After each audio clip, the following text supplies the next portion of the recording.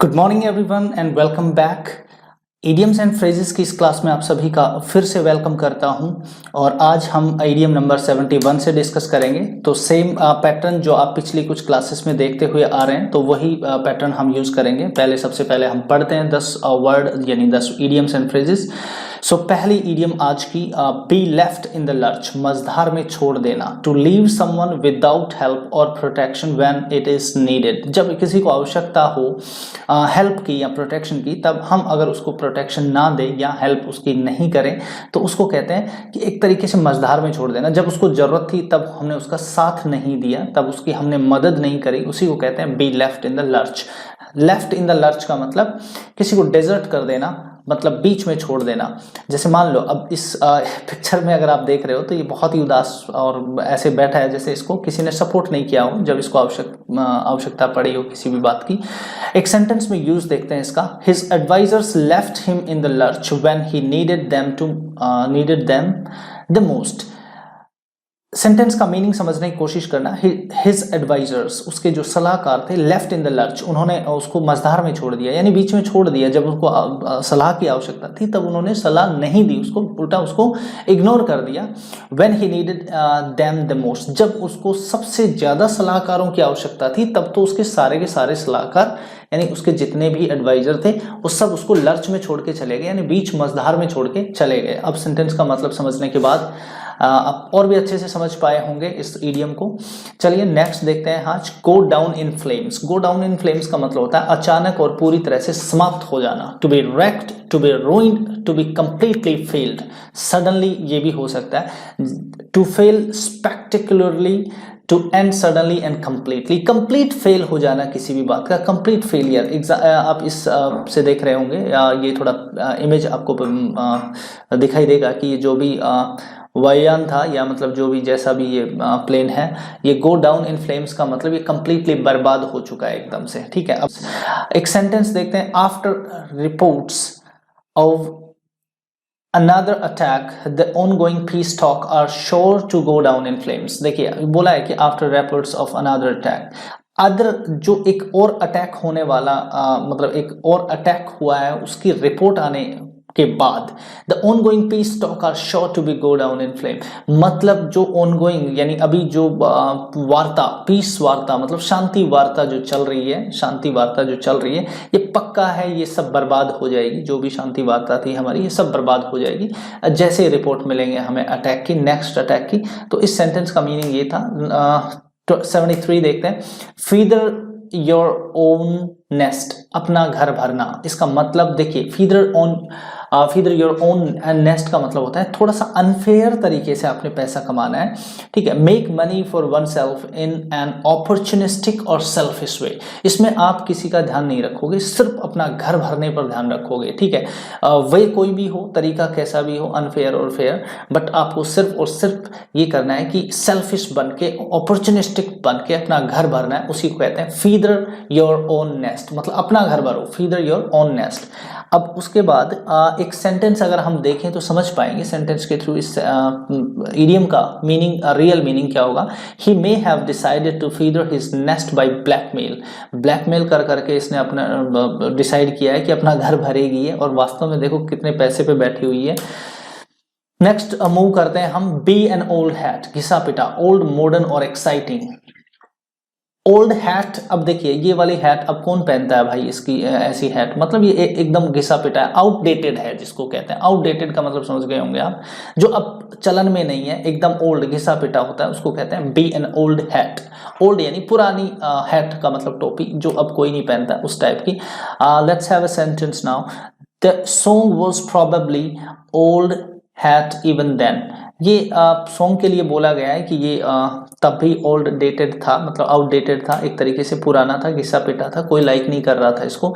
Head in the clouds, head in the clouds का मतलब जब आपके हेड जो है क्लाउड्स के अंदर चले जाएं तो आप ख्यालों में खोए रहते हैं, किसी के भी ख्यालों में खोना हेड इन द क्लाउड्स होता है। To not know the facts of a situation, जो फैक्ट होता है सिचुएशन पे उसका तो हम करते ही नहीं है, मतलब हम लोग एक तरीके से ख्यालों में खोए रहते हैं, जो वास्तविकता है उससे बिल्कुल भी वाकिफ नहीं होते हैं, उस चीज को कहते हैं head in the cloud. Let's have a sentence now. Most of the time she is having her head in the clouds, मतलब अधिकतर समय, ज्यादातर, दिन के अधिकतर समय में वो तो सिर्फ और सिर्फ ख्यालों में खोई रहती है। इस सेंटेंस का मीनिंग ये था।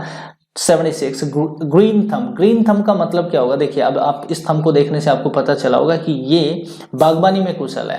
The ability to make plants grow, एक ऐसी एबिलिटी भी होती है, हर कोई, अगर मान लो पेड़ या प्लांट्स का ग्रोथ हर कोई नहीं कर सकता, इसमें भी एक स्पेशल टैलेंट माना जाता है कि कुछ लोग होते हैं वो किसी को भी उगा सकते हैं। जैसे एक सेंटेंस में यूज देखना, my mother's really green thumb, if she planted a pencil it would grow. मतलब क्या है इसका कि अगर उसकी मम्मी पेंसिल उगाए तो वो भी उग जाएगी, उसका ग्रीन थंब है। वास्तव में ग्रीन थंब है, मतलब बागबानी में इतनी कुशल है कि वो अगर पेंसिल भी उगाना चाहे तो वो भी उग जाएगी। अब इस बात का मतलब समझना, ग्रीन थंब का मतलब, ग्रीन का मतलब ऐसा नहीं कि ग्रीन कलर कर दिया गया है इस पे और अब ये दिख रहा है कि ये लो जी ग्रीन थंब, ऐसा नहीं है। इसका मतलब है, ग्रीन का मतलब आप समझना बागबानी से है, और ग्रीन थंब का मतलब a person who is expert in planting और ग्रो इन प्लांटिंग। ठीक है, अब चलिए नेक्स्ट देखते हैं 77। To grease the palm.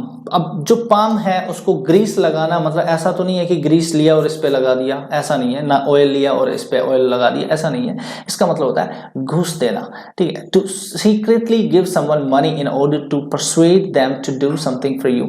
आपने किसी को परसुएड किया है और उसके एवज में क्या दिया है? आपने उसको मनी दी है, पैसा दिया। पैसा देके कोई काम निकलवाया आपने, ये हो सकता है सरकारी ऑफिसों में हो या प्राइवेट ऑफिस में भी हो सकता है। टू ग्रीस द पाम, घूस देना होता है इसका मीनिंग। देखिए, अब आप इस पिक्चर से समझ पाए होंगे किस तरीके से दे रहा है। सीक्रेटली होता है ये काम।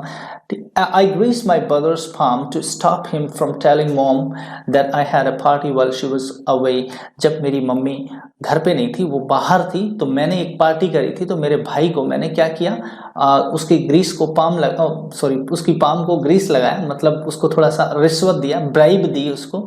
और ये इसलिए दी गई कि वो मॉम को नहीं बताए, मॉम को नहीं बताया कि हमने यहाँ पे पार्टी या पीछे से कोई पार्टी ऑर्गेनाइज की थी, जो मेरी मम्मी बिल्कुल भी अलाउ नहीं करती। इस सेंटेंस का मतलब ये है। तो इस बात से आप समझ पाए होंगे कि किसी से कोई भी काम करना और करवाना, ऐसा काम करवाना जिसके एवज में वो आपसे पैसे ले और आप सीक्रेटली उसको पैसे देके कोई भी काम करवा लेना। तो आप समझते होंगे, ये बहुत अच्छे से समझते होंगे मुझे जहां तक लगता है।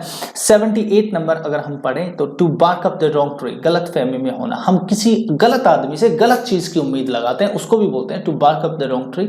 ठीक है, अब जैसे मान लो मुझे सोना खरीदना है और अगर मैं लोहार की दुकान पे जाके मांगता हूं तो वो भी एक सेम सिचुएशन है, to bark up the wrong tree. मतलब अब देखिए यहाँ पिक्चर में आप देख रहे हैं कि ये जो चिड़िया है, जो भी है, मतलब जिसको ये पकड़ना चाहता है कुत्ता, वो दूसरे पेड़ पे चढ़ा हुआ है जबकि चिड़िया दूसरे पेड़ पे है। तो ये जो रॉन्ग ट्री, यानी ये गलत फहमी में है कि यहाँ पे इसको अपना शिकार मिलेगा, ऐसा नहीं है। बात समझ पाए होंगे।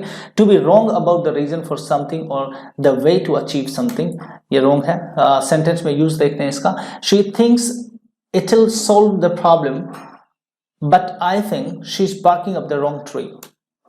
Next, to take the bull by the horns, to do something difficult in a brave और डिटरमाइंड वे, साहसपूर्वक मुसीबतों का सामना करना।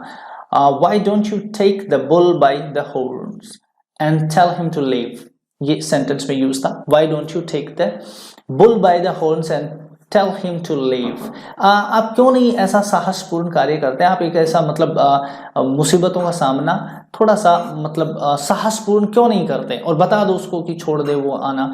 ये इस सेंटेंस का मीनिंग हुआ। बट आप समझना, to take the bull by the horns, इसका मतलब होता है कि देखो आप पिक्चर में देख रहे हैं कि इस बुल को हॉर्न से पकड़ के और ये इसका सामना कर रहा है। मतलब जो भी मुश्किल है, जो भी परेशानी है, उसको एकदम साहसपूर्ण अगर उसका डट कर मुकाबला करते हैं तो उसका जो इंग्लिश में कहते हैं इडियम जो होती है वो होता है to take the bull by the horns. And last one is gift of the gab. This is my favorite idiom for the day, gift of the gab। भाषण क्षमता, बोलने की जो क्षमता होती है उसको कहते हैं gift of the gab। The ability to speak easily and confidently in a way that makes people want to listen to you and believe you. एक ऐसी क्षमता जब आप बोलो तो लोग सुनना चाहें आपको, उसको कहते हैं गिफ्ट ऑफ द गैप।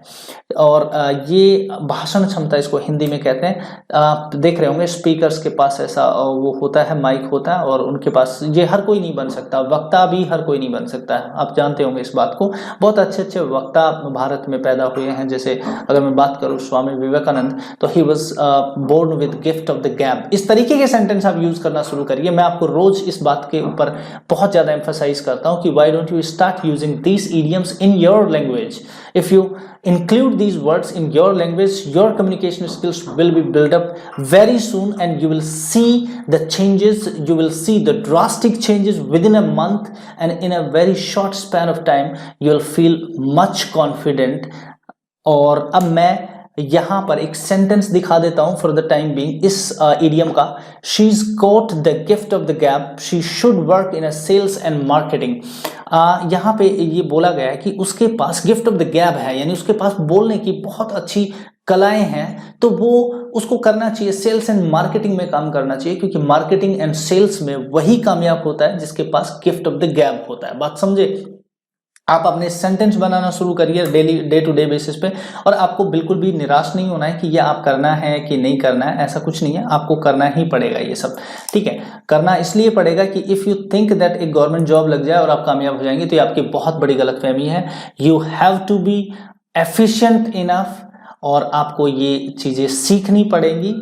मतलब आपको बोलने की क्षमता, आपके में भाषण या आपको एक व्यक्तित्व अगर ये नहीं होगा, तो आप समझ के चलना कि किसी भी गवर्नमेंट जॉब या किसी भी प्राइवेट जॉब में आप सस्टेन नहीं कर पाएंगे, इस बात को समझना। तो जितनी भी आप लैंग्वेज की क्लासेस करते हैं, ये हिंदी की हो या इंग्लिश की हो या किसी और भाषा की हो, आपको थोड़ा सा ध्यानपूर्वक देखना ही पड़ेगा। चलिए आज की क्विज करते हैं। फिलहाल तो हम जो भी हम एग्जाम लेते हैं, एसएससी या आईबीपीएस, पीओ, क्लर्क या और भी कोई ऐसा स्टेट गवर्नमेंट एग्जाम जहां पे इंग्लिश की इडियम्स एंड फ्रेजेस पूछी जाती है, तो वो किस तरीके से पूछी जाती है वो मैं प्रीवियस ईयर का कंपाइलेशन यहां से जो पिक कर रखा हूं, तो उसी कंपाइलेशन को हम एकदम एग्जाम के फियर को दूर करने के लिए उसी तरीके से हिट करते हैं। तो चलिए शुरू करते हैं आज का quiz number first 71, B left in the lurch. आपको याद होगा इसका क्या मतलब है। मैं 4 ऑप्शन आपके सामने रीड करता हूं, and you will choose the correct answer, and then I will show you the correct answer which one is the correct, and then you'll write down how much you scored in this particular quiz in the comment section। और शुरू करते हैं फिर। Be tired of doing the same thing over and over again, be deserted when one is in trouble, be sent to do work which one doesn't enjoy, keep repeating something till it is accepted। तो आप ये देखिए कि इसका answer क्या होगा। सबसे पहले आप चूज करिए अगर आपको समझ आया तो।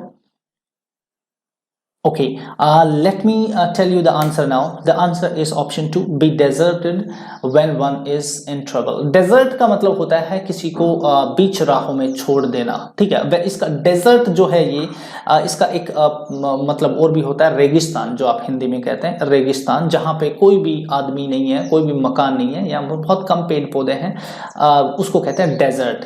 अब देखिए यहाँ पर DESERT, इसको तो बोलते हैं desert प्रोनाउंसिएशन, बट अगर ये इस तरीके से होता है DESSERT, यहाँ पे S की जगह डबल S होता है, यानी SSERT होता, तो ये इसका प्रोनाउंसिएशन बनता है डिजर्ट। और डिजर्ट और डेजर्ट में फर्क है। डेजर्ट इज रेगिस्तान आपका, और डिजर्ट ये होता है स्वीट या मिठाई, आप समझते हैं ना, खाने के बाद जो लेते हैं उसको बोलते हैं डिजर्ट। तो आप थोड़ा थोड़ा ये जो भी नए वर्ड्स हैं जहां कंफ्यूजन्स होते हैं, मैं इनको क्लियर करता जाता हूं ताकि आप ये समझते रहें धीरे धीरे, स्लोली। एक दिन अगर मैं बहुत लंबे 50 या 100 वर्ड लेके आऊं और उनके कंफ्यूजन दूर करूं, तो वो शायद संभव नहीं हो पाएगा, क्योंकि मैं क्लास तो कर सकते हैं बट आपको याद रखने में मुश्किल होगी। But day to day basis पे अगर 2-3 वर्डों के कंफ्यूजन दूर होते हैं तो वो हमेशा यहाँ पे स्टे करते हैं। चलिए नेक्स्ट देखते हैं अब 72 नंबर, गो डाउन इन फ्लेम्स। आप अच्छे से याद होगा। Crash, land an aeroplane, get hit by a burning crackers, fail completely, get completely burned. ध्यान रखें आंसर करने से पहले कि जो पिक्चर आपने देखी थी वो आंसर नहीं है, वो तो सिर्फ एक इमेज आपको दिखाई गई थी कि इस तरीके से हो सकता है। क्रैश, लैंड एन एरोप्लेन ये नहीं होगा। बात समझना इसका मतलब कि ऐसा मैंने एक पिक्चर लिया था, पिक्चराइजेशन तो सिर्फ इसलिए बताया गया था कि गो डाउन इन फ्लेम का मतलब क्या होता है, आपको बहुत बढ़िया से समझाया गया है। चूज करो सही से समझकर क्या होगा। Let me show you the answer. Fail completely, third option होगा। कंप्लीट फेल हो जाना किसी भी प्लान के लिए कहा जा सकता है, गो डाउन इन फ्लेम्स। अगर आपने कोई, मान लो कोई आपने प्लान कर रखा है, कोई भी आपने ऐसा प्लान कर रखा है कि संडे को हमने ये करने वाला, if that goes down in flames, इसका मतलब वो कंप्लीटली बर्बाद हो गया, वो आपका एग्जीक्यूट नहीं हो पाया प्लान। तो उस चीज को भी आप समझना कि इसका मतलब वो जो इमेज था वो ही नहीं है, ठीक है। 73 feather your own nest, make money unfairly, win a competition, be in a comfortable position, disturb others in their work. Just answer, choose the right one. Okay, see, make money unfairly, unfair तरीके से पैसा कमाना, सिर्फ अपना घर भरना, तरीका कोई भी हो चाहे उसको कहते हैं feather your own nest. Next देखते हैं हम 74, be an old hat, be an old hat and superstitious, be outdated, be crazy, be foolish. देखिए, and superstitious का मतलब तो होगा ऐसा जो मतलब पुराने जो आप समझते होंगे, जो साइंस पे विश्वास नहीं करता हो और लक में और मतलब झाड़ फूक में, ऐसी चीज़ों में अगर कोई विश्वास करता है उसको बोलते हैं सुपरस्टिशियस, ठीक है। तो बी एन ओल्ड हैट क्या वो होता है, आपको ये समझना है। दूसरा है बी आउटडेटेड, आउटडेटेड जो अभी प्रचलन में नहीं है, बहुत पुराना हो गया, घिसा पिटा, क्या ये होता है इसका अर्थ। तीसरा है बी क्रेजी, क्रेजी का मतलब होता है एक तरीके से स्टूपिड, ठीक है। तो क्या ये स्टूपिड होता है। एंड बी फूलिश, फूलिश आप समझते होंगे मूर्ख होता है। तो अब चार में से एक छाट के बताइए, मैं आंसर दिखा देता हूँ। Second be outdated, and the third one, the 75 one है head in the trouble, head in the cloud, cloud के अंदर हैड है। अब क्या कर रहा है देखिए, to daydream, to be very tall, to be very lazy, to feel giddy. Giddy का अगर नया वर्ड है तो मैं बता दूं, इसका एक तरीके से हैप्पी मतलब होता है कि ऐसा हैप्पी हैप्पी फील करना, ठीक है, उसको कहते हैं गिडी।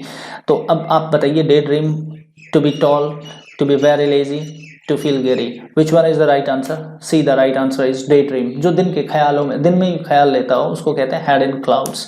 नेक्स्ट देखते हैं green thumbs, to have talent in gardening, to be envious, to be angry, to have talent in painting, which one is the right answer? Okay, green thumb, to have talent in gardening, जिसके पास gardening का talent है उसी को कहते हैं हम green थम। Next देखते हैं 77, to grease the palm, to grease the palm क्या मतलब होता है, to give support, to bribe someone, to cheat someone, to give a massage, massage होता है क्या। ओके, राइट आंसर करिए। To bribe someone is the right answer. Bribe का मतलब होता है रिश्वत देना, तो टू ग्रीस द पाम का मतलब होता है रिश्वत देना, ठीक है।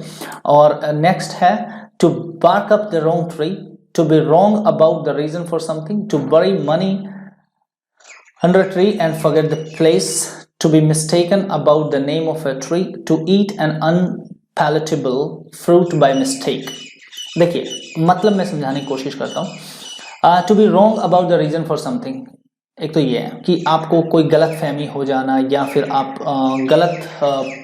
किसी के लिए गलत आदमी से गलत चीज़ की डिमांड करना, या गलत कारण समझ लेना आपने किसी चीज़ का, एक तो ये। दूसरा है बरी money under a tree and forget the place. बरी मनी का मतलब आपने कोई धन दबा दिया गड़ा के किसी पेड़ के नीचे और आप जगह भूल गए, क्या इस इडियम का मतलब ये होता है। दूसरा to be mistaken about the name of a tree, किसी ट्री का नाम में मिस्टेक हो गया, आप जैसे बबूल के पेड़ को कुछ और नाम से, नीम के पेड़ बुला रहे हो, ऐसा कुछ है।